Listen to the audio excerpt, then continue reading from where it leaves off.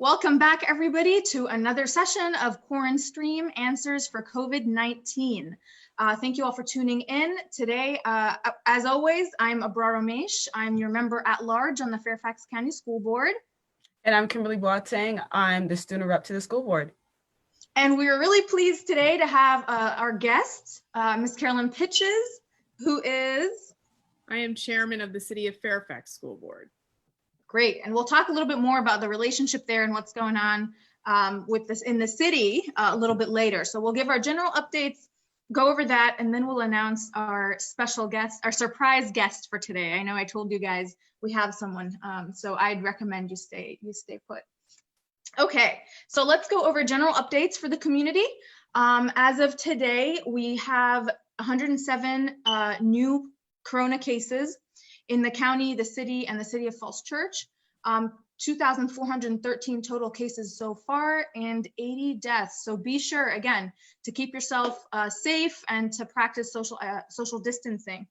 In fact, I'd be remiss not to mention that the nonprofit we talked about before, Give, that's been providing free tutoring for families for 10 years that I was involved with as a student, one of our former executive team members found out that her own family and parents are diagnosed and are having a really tough time, and she's posted her story. So again, just reminding everyone the importance of taking precautions. Looking at everything that's going on countywide. So I have been receiving your emails and I hear you and your concerns. I'm not taking them lightly. I want to remind you that this is probably the quickest way to get feedback or answers to questions. So please, ask them when we start the live Q&A or throughout this session, and we'll be sure to answer what we can. Yesterday was the superintendent's student advisory council meeting. It happened virtually, and the school board election for the student representative who will replace dear Kimberly happened, and we have a new person. So stay tuned for that, and congratulations to all the candidates from yesterday who did an incredible job and are really impressive and really a testament to the amazing job that Fairfax County does to raise these kids and the talent that we have. Okay, so now we are in budget season, as we have been telling you guys. So there were a couple school board meetings, believe it or not, just this week. We spent, I want to say, over 20 hours in meetings on multiple days, including today. So on Monday, we had our budget work session where you may have seen the presentation. And I'll go into more depth a little bit later about what was discussed specifically. Actually, in a previous video, so if you want to look into details about that, I would recommend you check out our QuaranSTREAM episode when I was with Melanie and we discussed that in depth.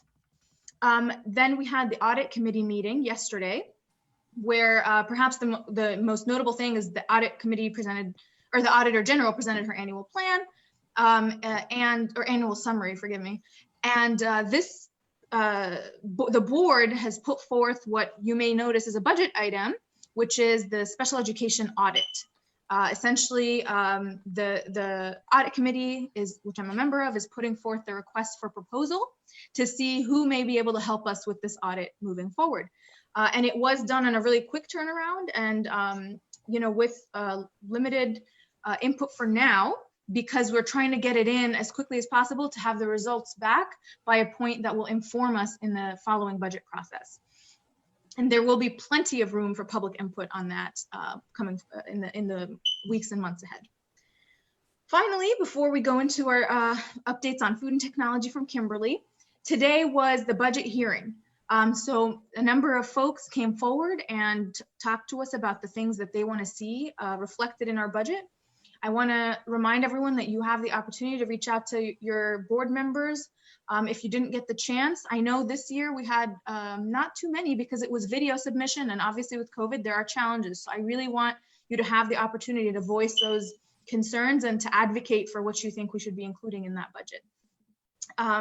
Finally, the other major thing from today was the special education distance learning plan update, which I'll talk a little bit more about in our special education updates, but a lot of information for our special ed community, and the board certainly asked plenty of questions, and we'll be happy to answer what I can in the Q&A during this live stream, so feel free to send in your thoughts. So with that, Kimberly will give us an update on the food and technology situation in Fairfax. Okay, so in terms of meals, Fairfax County has delivered 523,989 meals. And as of today, the curbside pickup site at FCPS Food and Nutrition Site Services Energy Zone Center has been changed to a pop-up location with the hours of 11:30 to 1 p.m. So note that that is different than other ones, which is usually 10 a.m. to 1 p.m. So I'm just going to repeat, it's 11:30 to 1 p.m. And there's also a new pop-up location at North Springfield Elementary. And in case you missed Sunday's QuaranSTREAM, we just want to send out a reminder that the Cunningham Park Elementary School curbside pickup has been moved to Third Room Middle School. And in terms of technology, 16,035 laptops have been distributed and 874 MiFi devices. So if at any point you have issues regarding these technology devices, please contact your principal so that we can get you what's needed. And as of yesterday, you wanna go ahead? I'll take this one. Go ahead. Thanks, Kimberly. So as you may know, and has been in the news and whatnot, as of yesterday, was effective immediately yesterday, that our Assistant Superintendent for IT, Ms. Mary Beth Lofglass, is stepping down. We thank her for her service for 21 years. She's led our county through many technological, challenges and developments throughout that time. And I personally want to put out my gratitude for her for those 21 years of service, really, since I've been a kid in the school system, and someone whose oldest son was in my own elementary school class, whose other son played, Mantua basketball with my brother. So certainly, want to wish her the best, and just for now that the superintendent is seeking an interim IT assistant superintendent who will be taking her place immediately. And the chief operating, in the meantime, Chief Operating Officer Marty Smith, who we're familiar with, will be taking over technology, or will be overseeing the technology work that's happening. At the same time, our superintendent has put in place a technology advisory council for himself with senior executives from top technology companies who will be guiding him through this process. He is meeting with them regularly. He met with them yesterday. He's actually meeting with them again now, this evening, to make sure that we make the best choices for the department and ensure as smooth a transition as possible. As you know, for now, with academics and technology, the situation is that we don't have live instruction right now, but we do have ongoing what's called asynchronous instruction. So it's not necessarily, at the same time face-to-face with teachers, but there is still an expectation that students are completing assignments. Teachers are posting work for students through Blackboard and Google Classroom. So, don't consider, school's not closed right now, but we're just, these live sessions are on hold until teachers reach out and communicate more information. And some students will be live on Tuesday using Google Meets for their tool, or Blackboard Collaborate Ultra, but that information will come to you directly from your teacher. Okay. So with that, Kimberly will go ahead and give us some other academic updates, and feel free to ask more questions if you have any about the technology piece in the Q&A. Yeah, and also just before I hop in there, I also wanted to extend my thanks to Dr. Lovka, because it has been an honor to be able to work alongside of her. And I just want to thank her for her many years of work and dedication to the county. And with that being said, in terms of academics, so the June SAT is officially canceled, to the sadness of very many juniors. So there will be weekend SATs every month, starting August for the whole year. So that's August through December. So College Board has officially announced its plans to administer an SAT every month, through the August and December, if conditions are safe. So registration for these SAT dates will open the week of May 26th. And students who have previously signed up for the SAT in March, May, or June, or have yet to take the SAT at all, like they were waiting to register, they will have early access to register. So, and ACT will launch an at-home test, and they're still looking into tech access issues with that. on Tuesday, the 21st, there was an event for high school seniors interested in career paths in Amazon Web Services. And the AWS is selecting 40 Fairfax County students for this virtual event where they can learn techniques and tips relating to interviewing, resume making, job applications, and more. So there are 2 full-time positions that students with no college degree nor work experience are eligible for. So are we able to drop that into the chat room? Because I'm not sure how I'll be able to show them that. If you look up AWS interview tips Fairfax, you'll be able to likely find that link. Thank you, Kimberly. So now I want to just go a little bit into some depth on the conversation about the distance learning plan for special education. The presentation happened today. I will share my screen here real quick to show you guys where to find that. Okay, so as always, we have, our fcps.edu homepage. We've shown you guys before, if you want to access any of the materials that were presented to the school board, you click full menu, school board.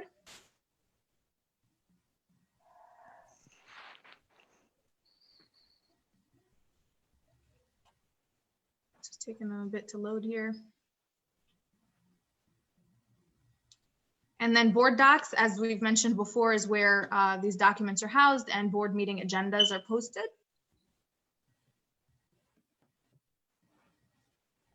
And you'll see today the board meeting. You can go ahead and click on that. And to the left here, we will see an agenda. Once you click view the agenda, these are the various things that were discussed. As I mentioned, citizen participation was the portion of the budget hearing.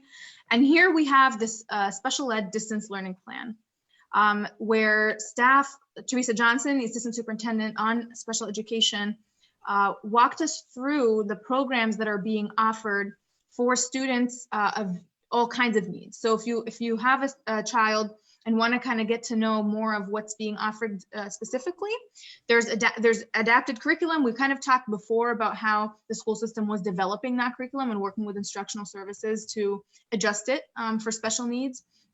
And this talks a little bit more about that.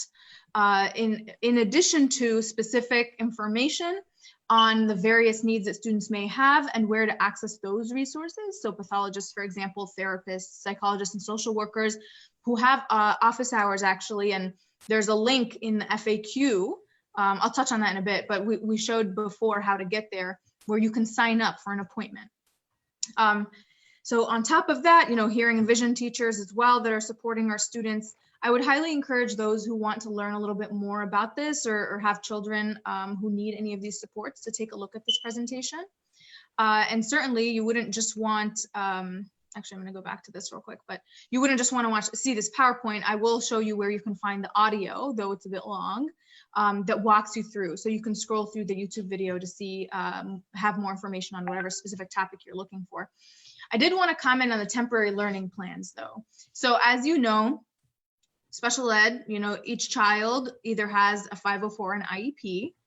For the most part, the IEP, the individualized education plan, is legally binding, right? So you sit and you meet with your child's teachers, and they come up with some kind of agreed upon strategy for how to support the student on a number of metrics, right? It's not just academic, but behavioral and socio-emotional and whatnot.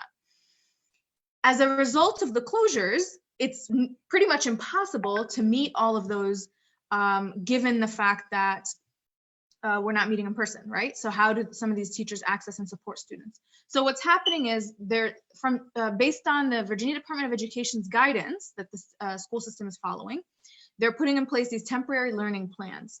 Now, I want to acknowledge there's been a lot of skepticism and concern from the community about this. So I want to clear something up here. Our understanding is these are not a replacement for the IEP. These are not a way of waiving your rights or waiving the IEP. Your child is still entitled to that IEP. This is simply a way to put in place something for now so that your child is able to have some services and access, obviously, instruction and what they need in this time period. And as soon as we go back to normalcy, the IEP of your child will be effective. And perhaps there will be meetings to, adjust or whatnot, but it will, remain in place. So that's something I wanted to make sure families know, because I know that, there's been some consternation and worry about this temporary learning plan. So this is a little bit more information on that. And again, just more clarity on the curriculum, what's being done, where to access these resources on Blackboard specifically. So there's a walkthrough here of how to get to those files to be able to support your child. And then in addition, the website, we've showed this before, but there's the plan posted with helpful links and places to sign up for some of these appointments. And finally, the FAQ, which by the way, is not just a way of, I guess, blowing families off. I know how sometimes people feel that way.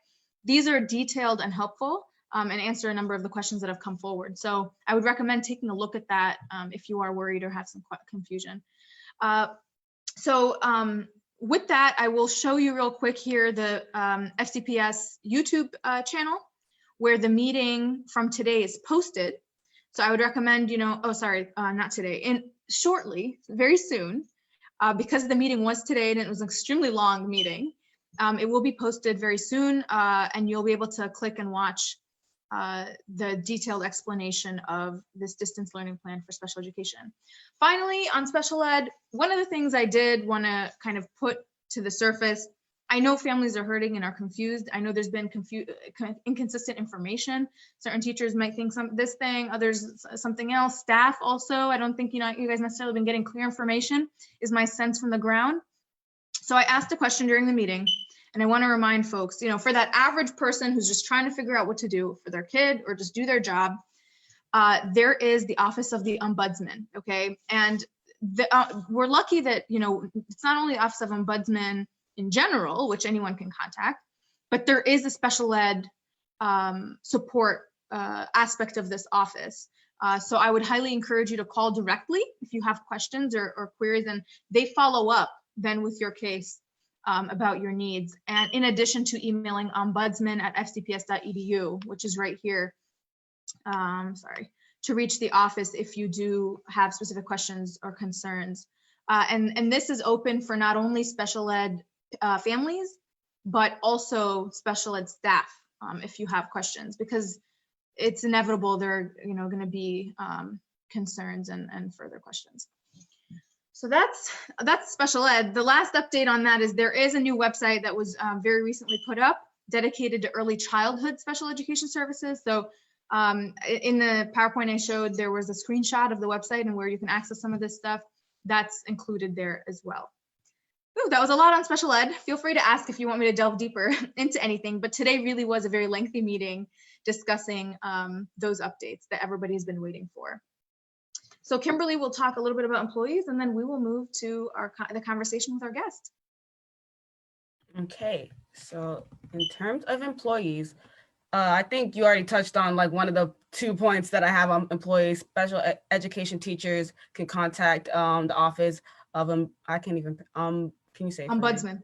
Ombudsman. Go ahead and read the number too. Yeah, for any confusion, and that's ombudsman@fcps.edu or 571-523-4014. So I'm gonna repeat that. 423. Yeah. What did I say? You're good. You're good. Oh, okay. I got scared. So 571-423-4014.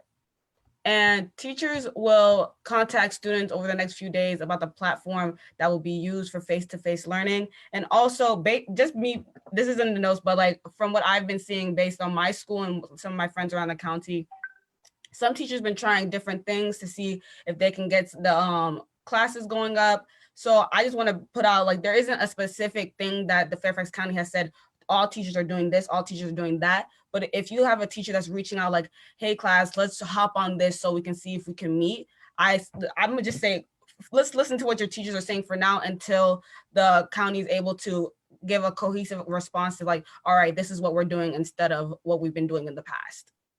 Yeah, no, thank you for that, Kimberly. And the presentation really and the outlining of what's being done is more so to know what the expectation is, so that in case that's not what's being implemented for your child, you have an opportunity to reach out and make sure that it is. So with that, this was all FCPS Fairfax County Public Schools update. We have the chairwoman of the City of Fairfax Schools school board here. So we're really excited to have you. Thank you for joining us. Thank you. And she'll start us off with, why is there even a distinction? What is the City of Fairfax School Board, and why are there two school boards? Who does it serve? Give us the breakdown. Okay, so prior to 1961, I believe it is, Fairfax City was part of Fairfax County. And then when Fairfax City became an independent city, they contracted with Fairfax County in 1962 for all their instructional services. That contract was then renegotiated again in 1965, and then 1978 was the last time. So the contract currently is about 42 years old. And what that means is simply that there are 4 schools in the city of Fairfax that are owned by the City of Fairfax School Board. There's 2 elementary schools, Daniels Run and Providence Elementary. We own Lanier Middle School and then Fairfax High School. So we own those buildings. We have basically, to put it simply, we have 2 responsibilities. We maintain those 4 buildings and the grounds, and we maintain the contract between the city and the county. So as I said, we basically pay Fairfax County to run all our instructional services because it benefits us. The larger scale, we get a lot more than we would get if we just had to do it ourselves. We wouldn't be able to offer as much programming.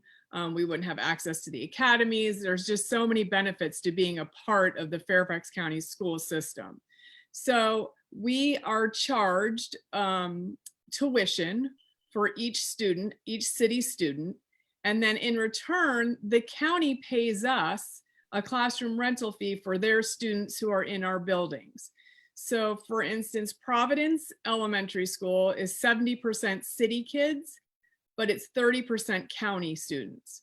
So we have a lot of students sort of on the other side of 123, around the 123 Chambridge Road, Germantown area. And then Daniels Run is almost entirely City of Fairfax residents. I believe we're about 98, 99% City of Fairfax. But interestingly enough, Lanier and Fairfax are majority county students. So both of those schools are approximately somewhere between 55 and 60% county kids and 35 to 40% City of Fairfax residents. So that's simply put, that's how the relationship works. We have this contract, again, has not been renegotiated since 1978. It's almost as old as I am. I'm still 8 years older than the contract. So certainly older than I am. Yeah. Yeah, exactly. But it has served us very well. And I've been on the City of Fairfax School Board 10 years. I'm running for re-election actually right now. Our election is May 5th. It's supposed to be. We're waiting for the governor to decide whether or not he's going to move it. Right. Yeah, which it's very soon. And in that time, I've served as vice chair for 6 of those years. And then this is my 2nd year as chair. And as chair, I've really tried to make sure that since basically City of Fairfax residents cannot vote for the Fairfax County School Board or the Board of Supervisors because we don't pay county taxes, we pay city taxes. So they vote for us and then they count on us to be their voice to the city, to the county school board. So I really try at least twice a year, we schedule a lunch with the chair and the vice chair. We had scheduled it with Ms. Corbett Sanders and Ms. Darren Kovacs, but it got canceled because it was in March, of course. Right. And then the county and the city school boards have a dinner every December.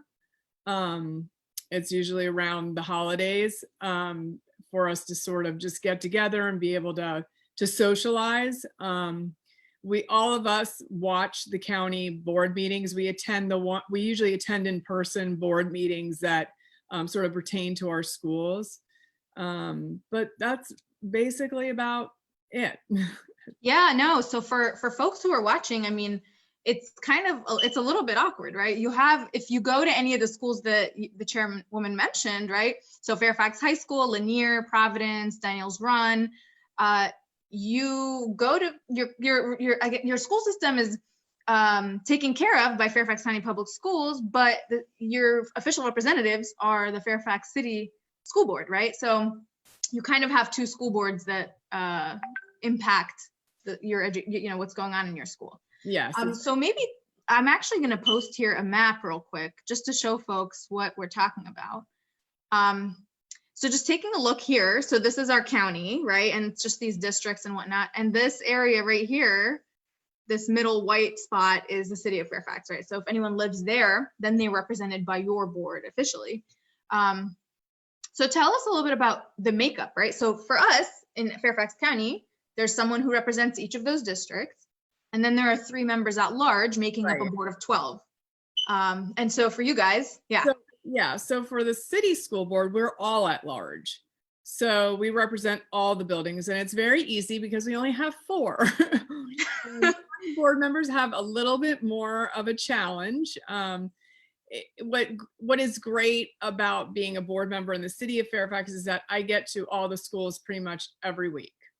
And I teach, and I can still do that. So it's very nice. I know that it's a struggle for county board members when you have, quite a few schools. I mean, the county has, I believe it's like 200 schools. Yep, just about 200. Yeah.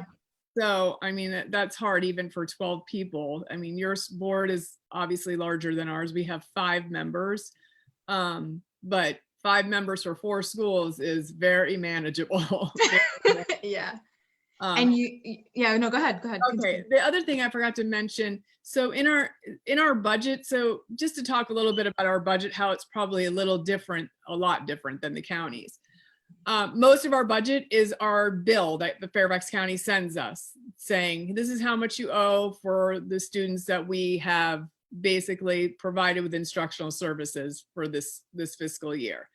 Then we have a smaller portion of our budget that is, administrative accounts, because we have to have lawn service, all the stuff that we don't get through Fairfax County. And we also have a small fund. It's about $250,000 that's supplemental that we provide grants to the 4 schools. So the principals in those buildings apply for money for certain, whatever it is, certain resources, programming. And so it's like the one sort of nice thing that we can do to sort of help with instruction, since everything else is provided for the county. Yeah, no, thank you. And in addition to this board that is working on these various things, you also have your own school staff, right? So maybe you comment a little bit on that. Yeah. Yes, actually, our superintendent is Fairfax County's the assistant superintendent for human resources, Dr. Phyllis Pajardo. We were very lucky when Dr. Pajardo retired. She was hired as the assistant superintendent for Dr. Peter Noonan, who also came from Fairfax County, and he was Dr. Presidio. He was the assistant superintendent actually for curriculum and instruction. He hired Dr. Pajardo to be his assistant, and then he left and went to Falls Church City Schools, and now she is our superintendent. And then we have a school board clerk, and we have a communications person and an assistant to the superintendent. So our superintendent's part-time. Well, we like to say she's part-time, right. She's pretty much full-time. The same way they say school board members in Fairfax. Yeah, everybody's part-time, right? Right, yeah. Certainly paid part-time, yeah. No, that's very helpful. Thank you. So with the budgeting process in which you're looking at with COVID and all these, the closure and whatnot, what's been the fiscal forecast for you guys? I know there's still a lot of uncertainty about money and whether we're getting it or what's happening. I know that's certainly the case in Fairfax County. Right. I'd love to hear a little bit. Yeah. Yeah. So in terms of our CIP, obviously the city has a large commercial base. So we're not getting the same tax revenue that we would normally get. So the city manager's office has asked the school board to sort of reassess its capital improvement plan to see if there's anywhere we can find some savings, maybe push things out to fiscal years in the future. So currently we're trying to, the superintendent's making recommendations to the board, and the board has sent our priorities to her, and we're trying to work through that. In terms of the budget, we are waiting on Fairfax County because our budget is pretty much determined by Fairfax County's budget. And since we're on 2 different budget cycles, it is always a challenge. It is like spinning the wheel of numbers and you hope you land somewhere. You know, we always hope that we overestimate than underestimate. So we're sort of waiting. We know that the transfer was much less than originally was proposed. And so what that means for us is, since we are 1.7% of Fairfax County public schools, we are responsible for 1.7% of your operating budget. So we're sort of waiting to see, you know, and I know you guys just found out like what some of the stimulus money is. Once we kind of get all that information, then we can tell the city manager's office, hey, you know, we were asking for this much. Fairfax County is now recommending that our bill will only be this much. And then we bring them that number and they sort of look at it, and, you know, that's sort of how that process goes. We wait for you, then we sort of figure out what we think it's going to be based on what you guys tell us it's going to be. And like I said, it's all a guessing game. It's a lot of estimations. So yeah, no, for sure. I appreciate that. And it's certainly helpful, I mean, for folks who live in the city, especially, to know who their advocacy is being implemented by, I guess. So before, you know, the last question here before we open up to Q&A, and certainly announce our what did I call it? Our special guest, our secret guest, or for today. So for the average person who's living in the city of Fairfax, who has questions, maybe there are, you know, they're confused about what their teacher is doing or what the instructions are, or who do they go to, and how do they reach those people? Okay, so generally speaking, we always say that your first point of contact is, if it's a teacher issue, the teacher. We understand that maybe you can't resolve it with the teacher, then we always say, okay, then please contact the administrator in your building. Otherwise, once you get past those 2 points of contact, then you would contact the school board or the superintendent. And you simply would send an email to schoolboard@fairfaxva.gov. The superintendent is phyllis.pajardo@fairfaxva.gov. You can always call the school board office. Susan Wizolkowski is our clerk, and she will direct you to the right person. It's a very small office. There's very few of us, so it's actually quite easy to navigate. But generally speaking, you know, people don't know where to go. They don't realize that, and then they're confused because they don't know who they contact on the county board, and they don't, the point is, you don't contact the county board, you would contact the City of Fairfax School Board, and then we would advocate for you or direct you to somebody in the county who could help you. If that Thank you for clarifying that. Yeah, no, certainly, you know, layers here. Great. So one of the things I found out yesterday by texting you, Carolyn, is that the student representative to the school board at this moment cannot be a city resident, right? Or a student from the city. That is exactly right. Yeah, although that's currently potentially being changed, right? So we are hoping. And it's funny, when we first brought it to Miss Corbett Sanders, she wasn't aware either, and everybody just assumed, you know, oh, you know, you attend to Fairfax High School, why not? You can apply or run to be the student rep, when actually it says you have to be a Fairfax County resident. So Fairfax City students are not Fairfax County residents. We also have a student rep, but ours is either or. You can be a county resident or a city resident. So we went to the county and we said, hey, we'd really like it to be open to our students as well. We leave it open to county students on the city side. And so I know that it had started to go through the process on the county side. It had been discussed in the fall prior to the new board. And then I think it went to forum and then the SAC, and then I was told it was in governance. So I'm hoping that soon we will hear something, and I'm hopeful that it'll be open to any, any student who attends Fairfax County schools. Right. Kimberly, you were nodding. Were you part of SAC when that was happening? So I was at the forum meeting when I think it was Mr. Moon presented the forum topic. Yes. And the school board suggested that they hear from the students and see how they feel about it. So I was able to talk about it and speak to it at an SAC meeting, and we brought it up at an SAC meeting like 1 month, and then we like voted. It was like an informal vote, but we voted on it at the next SAC meeting. And basically it pushed through that. It had student support. So from then we just gave the results back to the school board, and I'm not being real, I don't really know what happened after that. And since you said it's probably in governance, I'm gonna just think that it's in governance for now. So I think for at least for me, it's already gone through SAC and gotten student support. Thank you, Kimberly, for that. So I brought up the conversation about student reps because I am ready to announce our surprise guest for today. I started by saying that yesterday SAC voted in our next student representative. So if he will reveal himself. Go ahead. Nathan. He's getting there. I know he's like getting, yeah, here we go. There we go, Nathan. Hey, congratulations. And welcome. We're really excited to have you serve right after Kimberly's finished. As we said, you have big shoes to fill. She's been doing a great job. But please introduce yourself. Tell us a little bit about yourself, why you ran.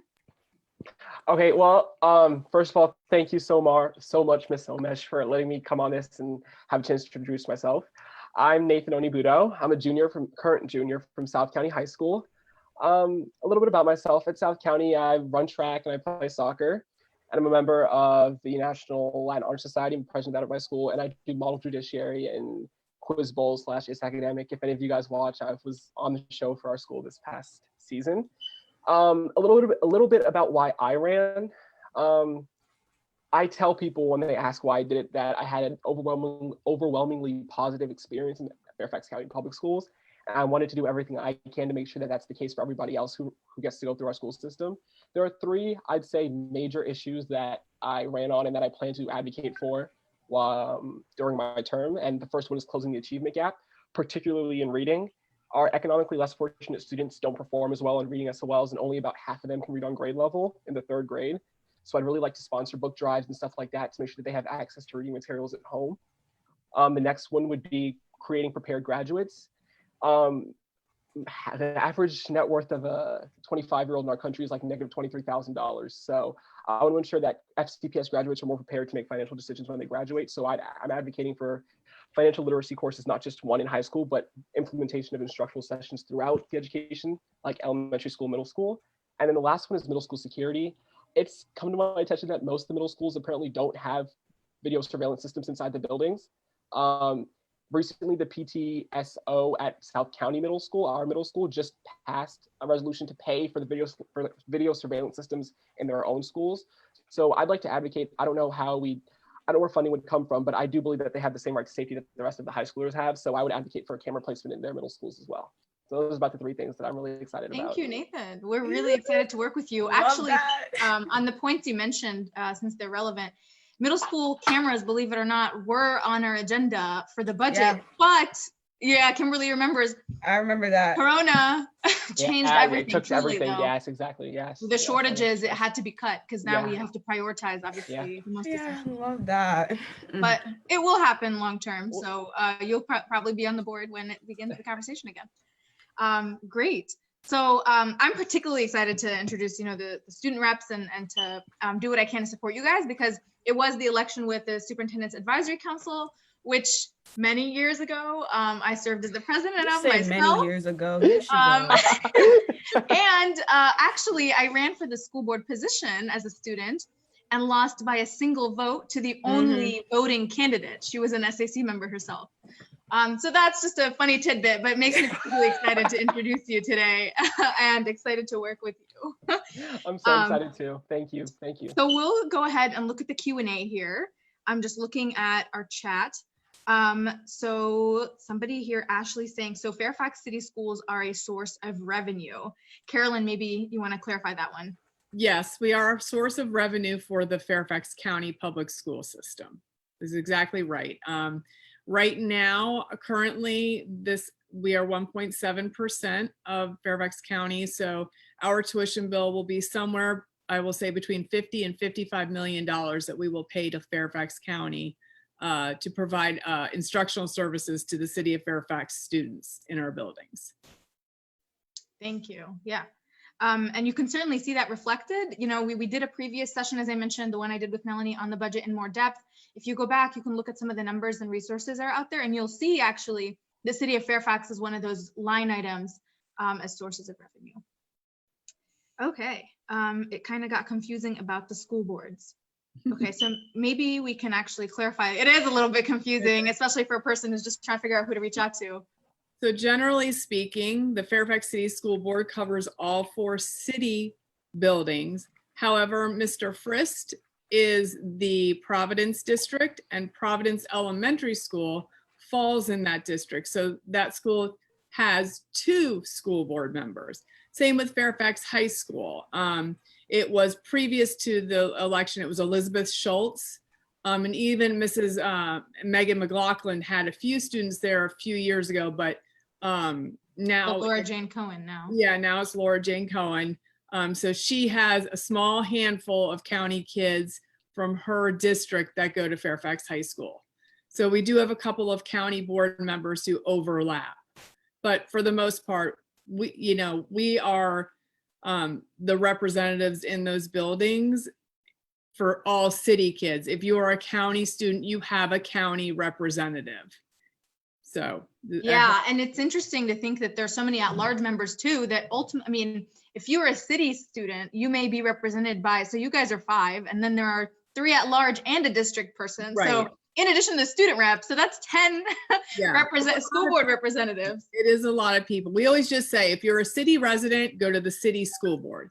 If you're a county resident, you are more than welcome to contact the city school board, but you also have a county rep on this county board for you to represent you in our schools. Right. Yeah, no, thank you. And so if you are a county person, you have 4, possibly 5 members on the school board who actually represents you. So a third of the school board, is representing your jurisdiction. Why? Because 1 is your district person, and then 3 are at-large people. And if you consider if you're a student, you also have the student representative, right? So that's potentially 5 people. Great. Let's see.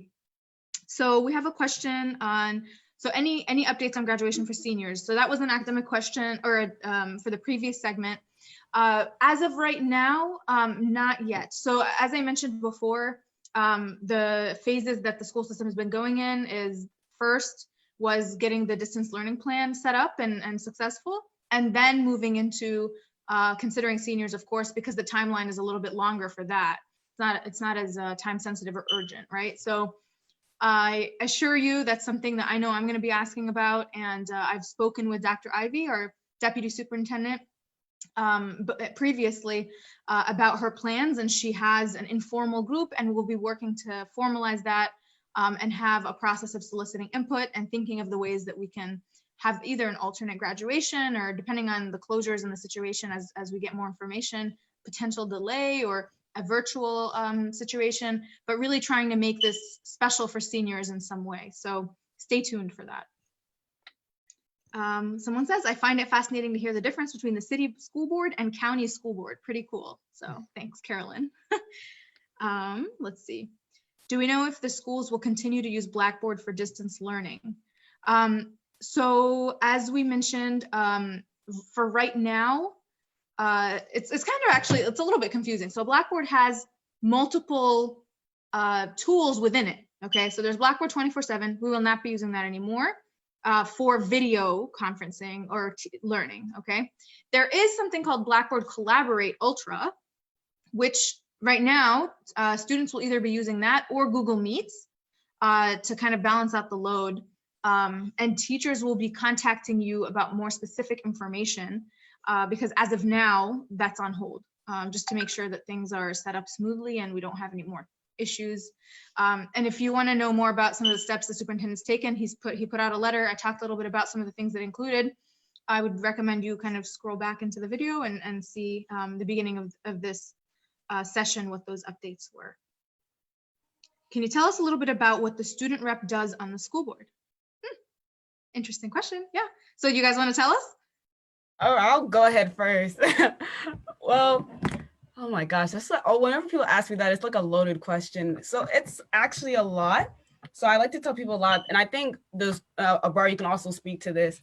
A lot of what happens with like on the board and also with me is that most of what I do is not on the school board, like during the school board meetings. It's not during like the televised meetings. Generally a lot of what I do was just reaching out to people. I had my own platform, which was equity, discipline reform, and implicit bias awareness. So when we had school board meetings, I spoke to that type of stuff. I spoke to like, hey, and well, going forward, we need to be thinking about this. And also my big thing was on student voice. So earlier this year, well, I think it was right before the new board took place, I actually got this idea from South County, where Nathan's gonna be able to speak to it better than I am, because I got it from, me and Nathan actually went to South County together our freshman year. So they have this, can you give me the name of it? Is it like the student council? Yes, the student council, yeah. So they have it about once a month. I mean, actually you can like, why don't you explain how it works, since you're actually on like the board of like at-large students on that council. Yeah, no, so like Kim was saying, back when she was a freshman, it was a once a month thing that we had done. It's a student council. Basically, there was some tension amongst the student body, and the solution that the school had come up with was to solve it was our student council, a voice for students to be the liaison between students and the board. And it was so effective that now, I can tell you, Kim, as a junior, 2 years later, we meet once or twice a week. So it's every week. And wow. We have regular meetings with the admin team, with the principal or one of his secretaries or the DSA. And basically there's two members from each class, and then an at-large representative for the whole school. And we have 2 sponsors. And it's the part of the reason why I ran was because I saw the difference that students can make when they are given a voice or when they're given a mouthpiece. And I wanted to be able to do the same on a much larger scale. So with that, like when I was a freshman, I was one of the homeroom reps for those once a month meetings. And I noticed just how like wonderful those things were. It gave everyone kind of like an outlet to go, oh yeah, who am I going to go to if I have this issue? Because I know for me, I talk a lot. That's just how I am. And I'm more likely to go and talk to admin if I have an issue. I know for a fact that a lot of students in my school, a lot of students in my community aren't the same way as I am. And because of that, I wanted to like make a way just like, all right, if there's someone that you know specifically to go to this person and they can like make your grievances, whatever issues you have known. So I brought that up to the school board before the school board change, and I've submitted a forum and to have like that sort of like format like loosely implemented at every single high school. So what happened was, well, it went through the forum, it was unanimous. Actually, it was when I did it with Abrar. Abrar helped me out with that. And so I was able to push that through. And because, COVID pulled up, it's kind of put on hold. But just the fact that it was kind of like, we still have support for it. I'm looking forward in the following year. I'll be like next year, I'll be checking in on it, seeing how it's going and stuff. I know Nathan will be able to do that just fine, but I'll just peep in, see what's going on. And all the help I can get, Kim. Yeah. So I go to SAC meetings, which is what actually elected both of us. I go to a bunch of different meetings. I visit the advisory committees that the school board has, because they have student reps that I nominate, and then they are approved by the clerk, I believe. So I do a bunch of different things. I visit SGAs. Most of what I do, I just ask people to come talk to me. And if there's any way I can help and talk to like segue through me to the school board, that's what I've been doing like through this whole, the coronavirus has kind of shifted how my whole position works. Like I've been doing this with Abrar. I've been talking to seniors to kind of see like I've been talking to seniors trying to get their information to Dr. Ivy and seeing how they feel about like their senior events. So all those things kind of like, I'm the student liaison. That's what most of my position is. And it's really fun. I really enjoy my time here. And I know Nathan's just gonna kill it. Y'all keep saying he has big shoes to fill, but he's got it. I know Thank you so much, Kim. Both of you are incredible, and certainly, you've done a great job, and I'm sure he will too. And it is, it's an extremely important role. Why? Because part of what we've been trying to do here too is it's hard to know who to contact sometimes, right? And it's hard to dig through, figure out which office, which representative, which email. But having a student on the school board who is the go-to for any student in the county can make it much easier. And then she or he is able to advocate to his or her colleagues, which are us, or elevate things to staff, right? That may be of concern, or that you bring to their attention. And no doubt, and I'll let Carolyn comment on this a little bit too, sometimes in our own capacity, not only is there the work and many things that we're tending to, but there's a difference between the perspective of somebody who's in the classroom, who's experiencing the rollout of these various initiatives on a day-to-day basis, right?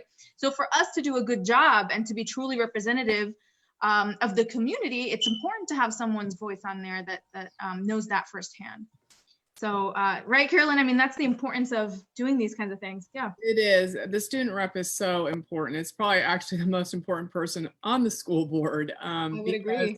We are able to get their perspective on everything, and any new programming, overcrowding in the buildings. Like they can give us information that we just don't have readily available to us. Our student rep is probably a little different just because our board's purpose is a little different. Our school board rep usually has, we just started doing this last year. They have a special project. So they come to us with a special project. Kylie Horn, who is our student rep, I'm sure you know her, Kim. Absolutely, she's great. Yeah, so her project was based on the new one-to-one that was going on in the high school. And she surveyed students and teachers and just gathered all sorts of data to give to us so that we knew, had an understanding of how was it going? Is it effective? How are the students, sort of viewing it? How are they experiencing it? And same with teachers, because it's important to know how the teachers are experiencing things as well. So our student rep is probably a little, I want to say it's a little lighter load probably. We don't meet for thousands of hours like the county board does. But it's definitely, the student rep is so important to us as school board members. Yeah, no, thank you. Kimberly, have you had collaboration with the city student rep? So not like in the way that you would think. She is a SAC member. Mm-hmm. So every single time that we go to SAC meeting, she's there. She works collaboratively with other SAC members. And I remember one of the meetings, the city, I think the city superintendent actually came to visit, and Kylie was able to speak to her position. And yeah, so we don't really work like together in terms of like our positions collaborating, but we definitely work together in terms of making the county a better place. And yeah, she's phenomenal. So if Kylie ever sees this, you're awesome. It was great working with you. Thanks. So just real quick, I think there are only a couple questions left here. Mm-hmm. There was a question, why was FCPS hesitant to adopt more modern distance learning platforms such as Zoom or Google Meets? So we are now, as a result of this, everything that happened, beginning to uncover what the realities are and what the possibilities are. With Google Classroom, obviously that's something you guys have access to. So it's Google Meet is actually going to be put in place, and teachers will be reaching out to you as to how that's happening. With regards to Zoom, the initial information we were receiving was that it's not secure enough. That's been challenged. So as of right now, the understanding is there are contracts, unfortunately, that the school system opts into, and they kind of keep us for a while. And this is just the nature of how systems this big opt into or utilize some of these tools. So for example, Blackboard, our contract with Blackboard actually lasts all the way through 2021. Officially, so and until then, the school system has put in place a contract with Schoology that was supposed to take over at that point, which is through Google.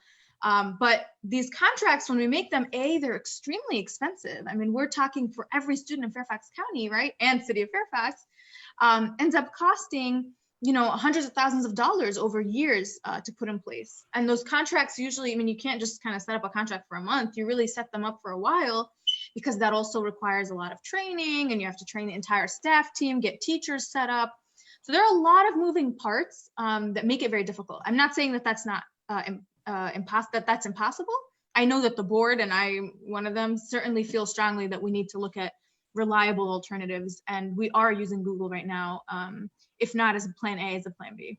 So feel free, by the way, anyone who wants to jump in for any of this. We're almost done. So let's see. What is the school board's initial plan regarding the length of the upcoming school year? Have you guys discussed this at all, Carolyn?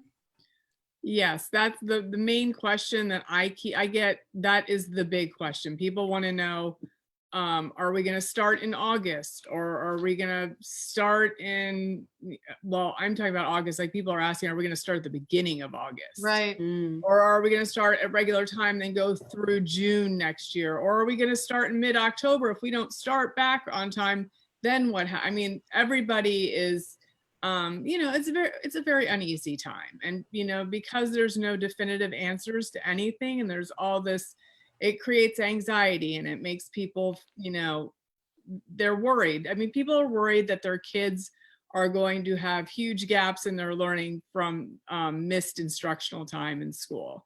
And you guys as well, we all understand that anxiety. And I think the county, is working really hard to make sure that our kids get the instruction that they need, and that they will be okay, that there will be some sort of scaffolding. So, next year, or whenever we start school back up in our buildings, everybody's going to, I think everybody's going to be very flexible. And we'll figure it out. We will figure it out. I mean, Fairfax County is an amazing school system. It's been through many challenges. I graduated from South Lakes High School long before any of you were born. Right. Years in middle school, when it was called Hughes Intermediate School, before we went to the middle school model. And there was challenges back then. And we will get through this, and if everybody can just be a little bit patient with everybody, I think we will have answers. I think it's just going to take a little bit of time to get those answers. Yeah, no, I appreciate that. And right now, especially with some of the major changes in our school system, I think we're going to hopefully see that progressing. The other piece is, as we discuss the budget, we are actually thinking of what amount of money to put forward in a package to make up for a lot of these shortfalls, right? So with, for example, special needs students who are going to need compensatory services, or achievement academically, right? Gaps in preparation for the next level of math, or whatever it is that a student is coming into. So we are talking about what kind of socio-emotional needs and supports, mental health supports, are students going to need when they come back. So those are conversations that we're having. Nothing is off the table in terms of what options, will look like moving forward. But I certainly know that right now in the short term, the focus is on making sure that we can roll this out successfully now, because that's also going to impact the future possibilities, right? If we're able to implement this successfully, who knows? I mean, there's talk of potential new waves of COVID later on too. So keeping all those things in mind, moving forward as information comes to us, and making the responsible decisions now to make sure we plan for the future. I know the board, I'll say that, the superintendent, of course, in the dailiness is focusing very diligently on what's happening now. I can assure you that the Fairfax County School Board, if you've watched any of these meetings, has been constantly asking questions about the future, because there's no way this can happen again. We want to make sure that things are successful. So if nobody else has questions, Kimberly, do you have it up in front of you? My phone just died, so I don't have the stream in front of me. Let me check it up just real quick. I don't think there were. I'm not seeing any right now. Okay, so I know some people left some comments and whatnot. If there are any final questions, feel free to ask them right now. Otherwise, I think we we'll start wrapping this up. Thank you guys. Thank you so much, Carolyn, for joining us. It was a pleasure to have you for having me. It was really nice. It really was. It was good to sort of help other people who are not part of the city understand, you know, our schools, our Fairfax County schools, they're just owned by a different entity. Yeah, no, absolutely. And anyone from the city watching, now you know who your person is and what the just differences are. And thank you, of course, Nathan. We look forward to having you join the board next year. Excited to have you. And Kim and I do this twice a week anyway, so good to have her as always. I do want to let you all know, this coming week, we have some really exciting streams coming up. On Sunday, we're going to have the Virginia Secretary of Education, who's going to give us some updates on what the Department of Education is doing, how they made these decisions, what the guidance they're putting forth is, and what some of those challenges are. And then on Thursday, we are going to have the Majority Leader, Eileen Fillercorn, from the House of Delegates, and Delegate Mark Sickles, who is the chairman of the Health Committee in the House of Delegates. So they're going to give us some legislative and health updates on what's happening. At 7 p.m. as always, Sundays and Thursdays. Thank you all for tuning in. For those of you who are observing, Ramadan Mubarak. And otherwise, we will see you on Sunday.